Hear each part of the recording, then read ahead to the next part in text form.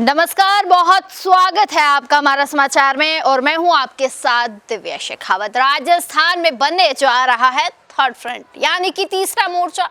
अब वैसे तो मुझे पता है कि आपके दिमाग में तीसरा मोर्चा जब नाम आ जाता है तो आप ये सोचने लग जाते हैं तीसरा मोर्चा यानी कि नरेश मीणा। ठीक कह रही हूँ ना? लेकिन चलिए एक बार थोड़ा सा जानते हैं कि तीसरा मोर्चा यानी कि नरेश मीणा है या तीसरा मोर्चा कोई और हो सकता है। शुरू करते हैं। राजस्थान की राजनीति में जो है इन दिनों तीसरे मोर्चे को लेकर हलचल तेज हो गई है।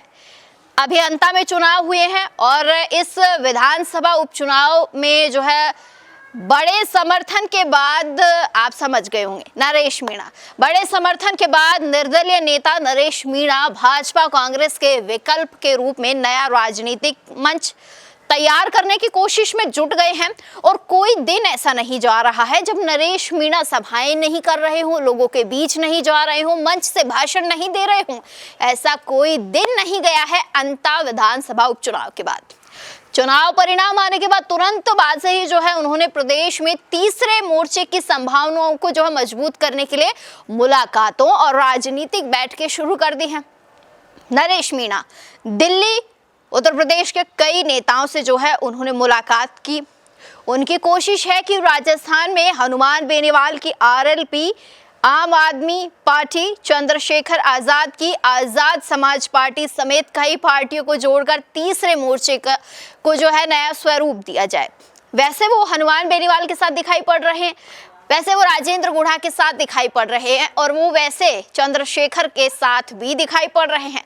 हालांकि उन्होंने ये क्लियर नहीं किया है कि इन तीनों में से वो किसका दामन थामेंगे। लेकिन तीसरा मोर्चा राजस्थान में तैयारी का बिगुल बजा रहा है कि तीसरा मोर्चा जल्द ही राजस्थान में उतर सकता है। ये लगातार तलाश कर रहे हैं कि किन दलों और संगठनों के साथ तालमेल बन सकता है ताकि आने वाले चुनाव में एक प्रभावी गठबंधन जो है खड़ा हो जाए। आपको बता दें कि सवाई माधोपुर में जो है डूंगरी बांध आंदोलन को लेकर उन्होंने खुद कमान संभाली।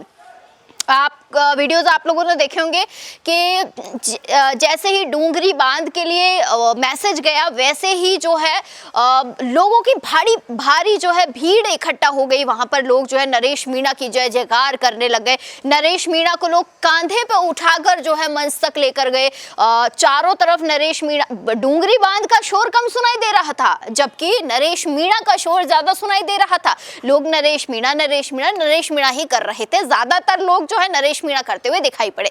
आपको मैं एक बात बताऊं कि ये मैसेज केवल चुनावी राजनीति तक सीमित नहीं है बल्कि जन मुद्दों पर जो है आक्रामक भूमिका निभाने को तैयार है। क्योंकि नरेश मीणा ने जो बिगुल बजाया ना तीसरे मोर्चे का, तो ये राजस्थान में कुछ ना कुछ संदेश जरूर लेकर आने वाला है और तैयारी है कि तीसरा मोर्चा जल्द ही राजस्थान में तैयार हो सकता है। अब आपको बताऊं कि निकाय चुनाव है। निकाय चुनाव जो है जल्द ही करवाने के लिए जो है तैयारी हो चुकी है।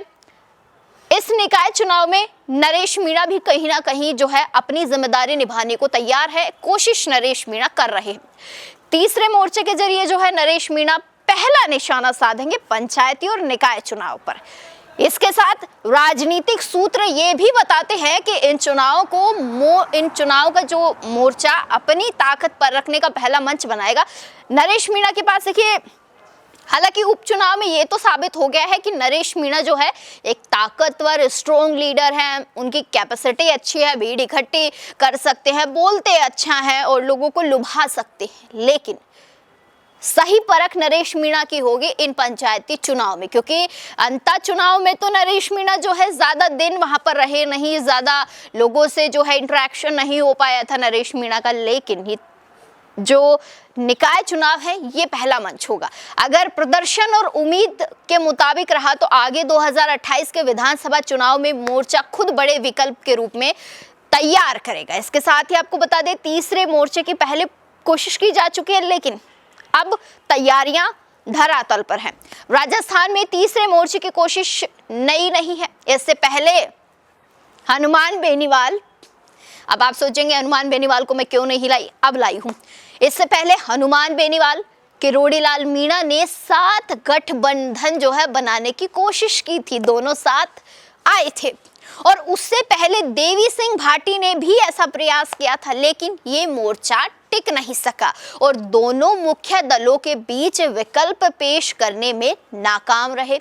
ऐसे में अब जो है निगाहें इस बात पर है कि क्या इस बार तीसरा मोर्चा मजबूती से खड़ा हो पाएगा या प्रयास भी ये जो प्रयास है ये कुछ समय बाद ठंडा पड़ जाएगा। यानी कि नरेश मीणा जितना हाहाकार नरेश मीणा मचा रहे हैं, जितना वो कह रहे हैं तीसरा मोर्चा तीसरा मोर्चा तीसरा मोर्चा, कहीं ये तीसरा मोर्चा धरातल पर आते ही वो सूतली बॉम्ब दिखता है और कई बार क्या है वो हरा बॉम्ब भी जो है फुस हो जाता है, तो कहीं ऐसा तो नहीं होगा। सो वो भी जो है भी चल रहा है, लेकिन नरेश मीणा ने ये साफ कहा है कि अंता उपचुनाव में हार के बाद पीछे हटने का तो भैया सवाल ही नहीं है, मैं हटूंगा ही नहीं पीछे। नरेश मीणा ने इस बात से बखूबी वो क्या है कि वाकिफ है कि पंचायत चुनाव में तीसरे मोर्चे की एंट्री के बाद ही साल 2028 की तैयारियों के लिए संभावना बन पाएगी। अगर जनता के बीच नरेश मीणा को रहना है ना, तो ये नरेश मीणा के पास सबसे अच्छा मौका है जब पंचायती चुनाव में नरेश मीणा अपने आप को साबित करेंगे, नरेश मीणा किसी पार्टी का दामन थामेंगे और उसके साथ जो है पंचायती चुनाव में नरेश मीणा उतरेंगे। और अगर नरेश मीणा का लीडरशिप नरेश मीणा की अच्छी रही, नरेश मीणा की जो है लोगों को इकट्ठा करने की पावर है बहुत अच्छी है, हनुमान बेनीवाल की तरह, किरोड़ी लाल मीणा की तरह, मैं कहूँ सचिन पायलट की तरह नरेश मीणा भी जो है जनता को अच्छे से इकट्ठा कर सकते हैं। अगर नरेश मीणा का ये फॉर्मूला काम कर गया तो आप यकीन मानिए कि पंचायती चुनाव में जो फायदा नरेश मीणा को मिलेगा, यही फायदा नरेश मीणा को 2028 में मिलने वाला है।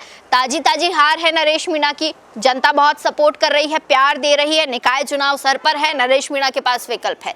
इन चारों पांचों चीजों को नरेश मीणा इनका समावेश कर लेते हैं तो जाहिर तौर पर नरेश मीणा एक सशक्त लीडर के रूप में उभर कर 2028 में दिखाई पड़ सकते हैं। अब बशर्ते नरेश मीणा जो है किस पार्टी का दामन थामते हैं, ये देखने वाला विषय रहने वाला है। बंद कर।